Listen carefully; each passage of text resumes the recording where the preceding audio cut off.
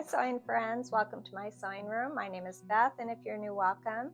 Today I'm going to be making a tulip quilt. Someone asked if I've ever made one, and I have not, but there is a quilt that I've always wanted to make, and it's from the very first book that I purchased as a quilter, Liberated String Quilts. It's by Gwen Marston, and I'll leave a link below if you're interested in having your own copy. Let's get started. And here's that first quilt book I purchased, and it actually happens to be one of my favorites. I love string quilts, and I've always wanted to make this string tulip quilt. Here is a picture of an antique quilt that I'm going to try to replicate today, and Gwen added some pattern designs in the back here that I'm going to trace onto paper, and I'm going to cut some pattern pieces, and I'm going to use some of my uglier scraps. I'm going to call them. They're not my favorite scrap fabrics, but I want to try to replicate that old quilt, and this is what I pulled out of my stash.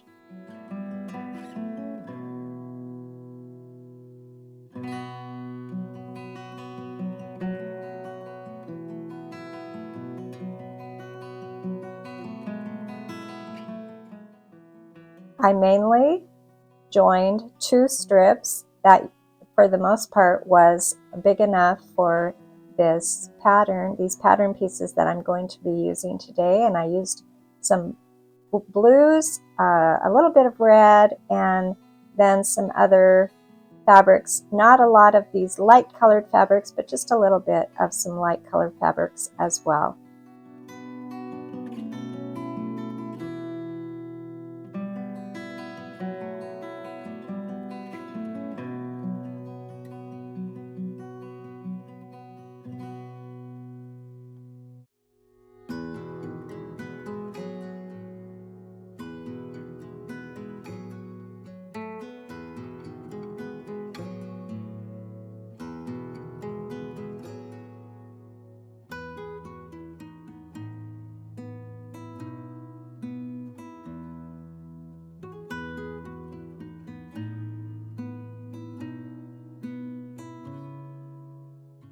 After pressing my strips here, I used my pattern pieces, and I'm going to do something that I don't usually do, but I have this small rotary blade, and all I had to do was hold that pattern piece down and sort of follow the line of the pattern with this small rotary cutter, and it worked just perfectly. Now, if you're not comfortable doing that, that's fine. Just pin your pattern down and use some scissors.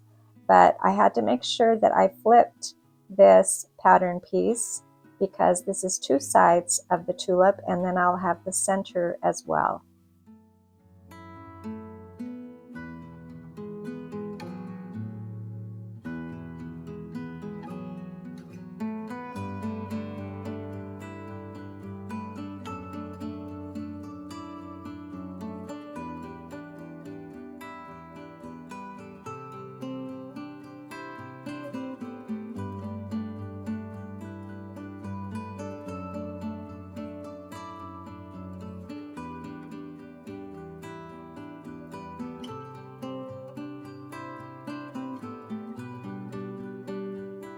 With this pattern piece, there's a lot of straight lines, so I was able to use my ruler, just laying it on top of that pattern piece and following the line on the pattern.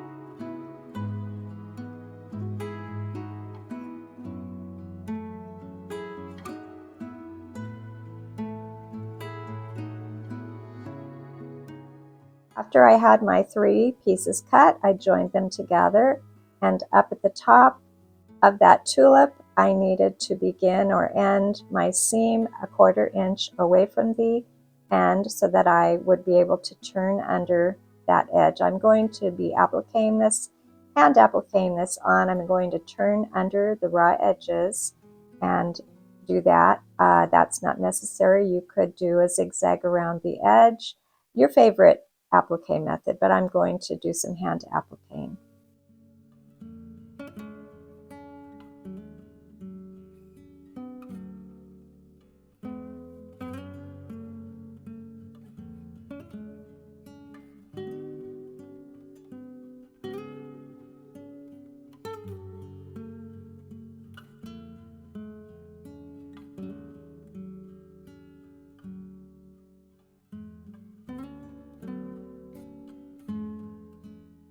I pressed my tulip very gently because there's a lot of bias edge on this piece, and then I turned under that edge on my ironing board, and I just pressed about 1/4 inch under all the way around.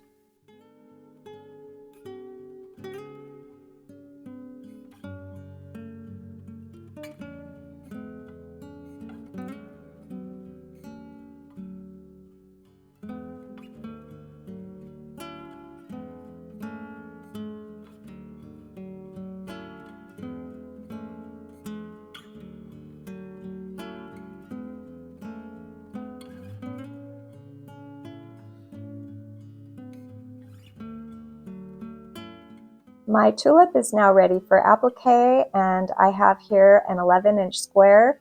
The book recommends a 10-inch square, but I chose to do mine a little bigger. And I have some leaves that I cut out. I did not use a pattern for my leaves. They're about 4 inches long. And then I have a strip here for the stem of my tulip. It's 2 inches wide, and I'm going to press it into thirds, trying to get the raw edges in. And usually I baste my vine or my stem on my sewing machine, but this little stem is not very long, and I thought it would be fine if I just skipped the basting this time. I'm just going to press, and then I'll be cutting the stems to fit under that beautiful tulip.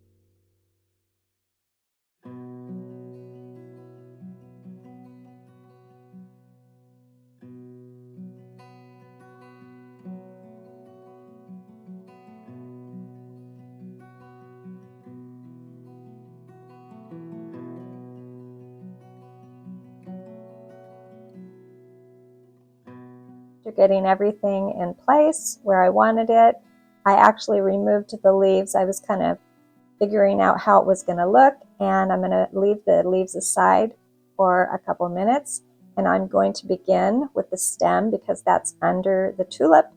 I will applique that stem down with some green thread, and then I'll applique the tulip, and then last of all I'm going to applique those leaves. I'm going to do some needle turn on those leaves. I haven't pressed the edges in, but I do have a video that I did not too long ago about how to applique leaves, and I will leave a link below on how to do that.